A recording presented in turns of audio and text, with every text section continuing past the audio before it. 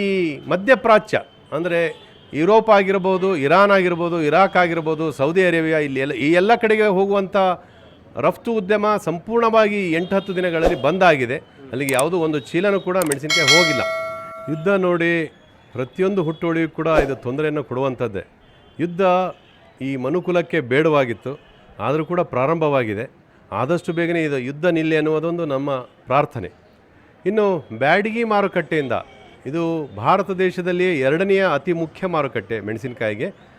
ಕರ್ನಾಟಕ ರಾಜ್ಯದಲ್ಲಿ ಪ್ರಪ್ರಥಮ ಮಾರುಕಟ್ಟೆ ಮೆಣಸಿನಕಾಯಿಗೆ. ಇದು ಈ ವರ್ಷ ಫಾರ್ಚುನೇಟ್ಲಿ ರೈತರು ಕಡಿಮೆ ಪ್ರಮಾಣದಲ್ಲಿ ಮೆಣಸಿನಕಾಯಿಯನ್ನು ಬೆಳೆದಿದ್ದಾರೆ. ಇಳುವರಿ ಕೂಡ ಕಡಿಮೆ ಆಗಿ ಇವತ್ತು ನೋಡಿರಿ, ಮಾರ್ಚ್ ತಿಂಗಳ 2ನೇ ವಾರದಲ್ಲಿ ಸರಿಸುಮಾರು 3 ಲಕ್ಷದಿಂದ 3,50,000 ಚೀಲಗಳಷ್ಟು ಆವಾಕವಾಗಬೇಕಾಗಿತ್ತು ಒಂದೊಂದು ಮಾರುಕಟ್ಟೆಗೆ. ಆದರೆ ಇವತ್ತು ಕೇವಲ 1,55,000 ಚೀಲಗಳಷ್ಟು ಆವಾಕಾಗಿದೆ. ಇನ್ನೂ ಭಾರತ ದೇಶದಲ್ಲಿಯೇ ಸಾಕಷ್ಟು ಫೀಡಿಂಗ್ ಆಗಬೇಕಿದೆ ಮೆಣಸಿನಕಾಯಿ, ಇನ್ನೂ ಶಾರ್ಟೇಜ್ ಇದೆ. ಹಾಗಾಗಿ ಹೆಚ್ಚಿನ ಪ್ರಮಾಣದಲ್ಲಿ ಯಾವುದೇ ಎಫೆಕ್ಟ್ ಯುದ್ಧದಿಂದ ಆಗದೇ ಇದ್ದರೂ ಕೂಡ ಈ ರಫ್ತು ಉದ್ಯಮಕ್ಕೆ ಮಾತ್ರ ಸಾಕಷ್ಟು ಧಕ್ಕೆ ಉಂಟಾಗಿದೆ. ಈ ಮಧ್ಯಪ್ರಾಚ್ಯ ಅಂದರೆ ಯುರೋಪ್ ಆಗಿರ್ಬೋದು, ಇರಾನ್ ಆಗಿರ್ಬೋದು, ಇರಾಕ್ ಆಗಿರ್ಬೋದು, ಸೌದಿ ಅರೇಬಿಯಾ, ಈ ಎಲ್ಲ ಕಡೆಗೆ ಹೋಗುವಂಥ ರಫ್ತು ಉದ್ಯಮ ಸಂಪೂರ್ಣವಾಗಿ 8-10 ದಿನಗಳಲ್ಲಿ ಬಂದಾಗಿದೆ. ಅಲ್ಲಿಗೆ ಯಾವುದೂ ಒಂದು ಚೀಲನೂ ಕೂಡ ಮೆಣಸಿನಕಾಯಿ ಹೋಗಿಲ್ಲ. ಇನ್ನು ಈಸ್ಟರ್ನ್ ಪಾರ್ಟ್ ಆಫ್ ಏಷ್ಯಾ, ಪೂರ್ವ ಏಷ್ಯಾ ಏನಿದೆ ಅಂದರೆ ಮಲೇಷ್ಯಾ ಹಬ್, ಥೈಲ್ಯಾಂಡ್ ಆಗಿರ್ಬೋದು, ಸಿಂಗಪೂರ್ ಆಗಿರ್ಬೋದು, ಇಂಡೋನೇಷ್ಯಾ, ಬಾಲಿ, ಇಂಥ ಸಣ್ಣ ದೇಶಗಳಿಗೆ ರಫ್ತೇನಾಗ್ತಾ ಇತ್ತು. ಅದಕ್ಕೆ ಸರಿಯಾಗಿ ಕಂಟೈನರ್ಗಳು ಸಿಗ್ತಾ ಇಲ್ಲ, ಶಾರ್ಟೇಜ್ ಆಫ್ ಕಂಟೈನರ್ಸ್.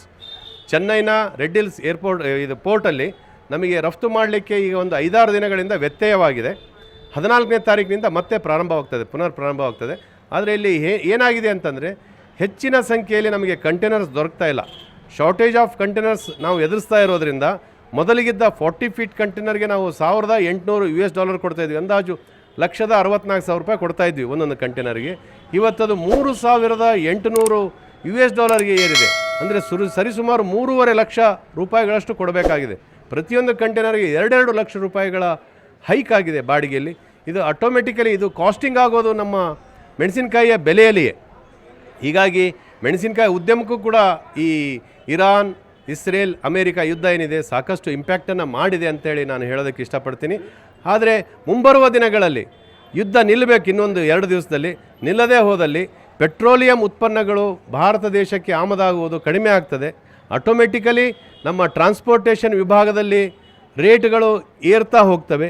ಹೀಗೆಲ್ಲ ಆಗೋದ್ರಿಂದ ಆಟೋಮೆಟಿಕಲಿ ನಮ್ಮ ಬ್ಯಾಡಗಿ ಮಾರುಕಟ್ಟೆಗೆ ಬರುವಂಥ ಮೆಣಸಿನಕಾಯಿ ಹುಟ್ಟುವಳಿಗೆ ರೇಟಿನಲ್ಲಿ ವ್ಯತ್ಯಯವಾಗೋದಂತೂ ಸಂಪೂರ್ಣವಾಗಿ ಸತ್ಯ, ಕಠೋರ ಸತ್ಯ. ರೇಟ್ ಕಡಿಮೆ ಆಗುತ್ತೆ ಅವಾಗ. ಯಾಕೆ ಅಂತಂದರೆ ಹೊರಗಡೆ ಹೋಗೋದು ಬಂದಾಗಿದೆ ಅಂತಂದರೆ ಇಲ್ಲಿ ಕೊಳ್ಳುಗರು ಕಡಿಮೆ ಆಗ್ತಾರೆ, ಸೆಲ್ಲಿಂಗ್ ಪ್ರೆಷರ್ ಜಾಸ್ತಿ ಇರುತ್ತೆ, ಬೈಯಿಂಗ್ ಪ್ರೆಷರ್ ಕಡಿಮೆ ಆಗುತ್ತೆ. ಬೈಯರ್ಸ್ ಯಾರು ಖರೀದಿ ಮಾಡೋದಿಲ್ಲ.